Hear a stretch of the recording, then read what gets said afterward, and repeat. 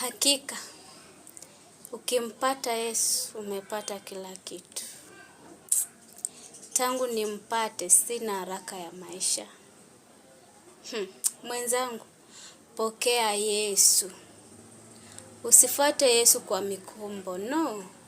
Pokea Yesu tokea ndani ya moyo wako wewe mwenyewe na utahakikisha unachoambiwa na watu. Usipende tu mtu akutolee ushuhuda wake. Tafuta ushuhuda wa kwako. Nakumbuka mtumishi wa Bwana alisema, utaabuduje kitu usichokijua? Utaabuduje hata sauti peke yake hujawahi sikia ngo? Hata basi hata uombe tu uone tu amekuondolea hiki na hiki mwenyewe ngo, hadi uende kwa mtumishi akuwekee mikono. Neno linasema atakaye amini na kubatizwa ataokoka. Na yeye atakaye amini atatoa pepo, ataponya magonjwa, ataweka mikono kwa wagonjwa na watapona. Neno halikusema mchungaji ndiye ataweka mikono. Neno lilisema yeye atakaye amini. Amini, amini, amini umpe Yesu maisha. Tangu nimpe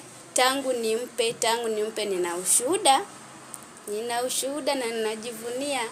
Najivunia siabudu nisichokijua, naabudu ninachokijua na kukielewa. Njoo kwa Yesu, karibu kwa Yesu. Ni kutamu, ni kuswiti. Hakuna hofu ya maisha. Hakuna kusumbukana na mambo ya ulimwengu.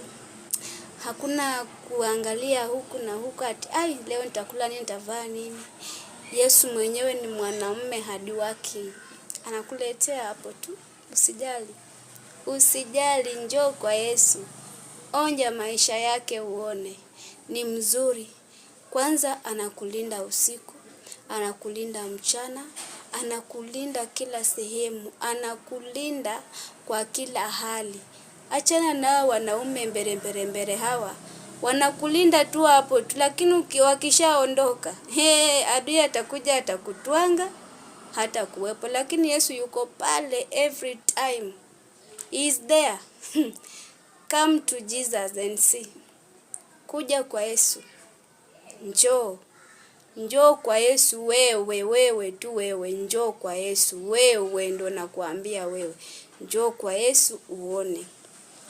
Mtumishi wa Mungu alisema, alikuwa